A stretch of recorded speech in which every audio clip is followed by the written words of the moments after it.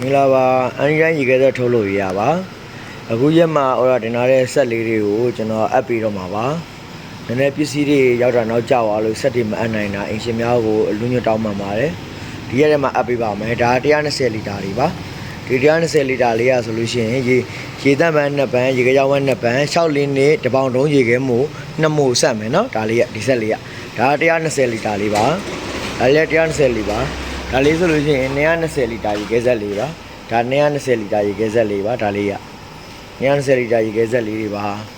ဒါလေးဆိုလို့ရှိရင်ရေတန့်ရေခဲပန်းဆို4ပန်းဆက်မယ်ရေခဲကြောင်းပန်းလည်း4ပန်းဆက်မယ်6လင်းနဲ့ရေခဲမို့ဆိုရင်လည်း4ပန်းဆက်မယ်25ပေါင်တုံးဆိုလို့ရှိရင်10တုံးထွက်မယ်10ပေါင်တုံးဆိုရင်20နဲ့4တုံးထွက်မယ်ဒါလေး20နဲ့4တုံးထွက်မယ်နော်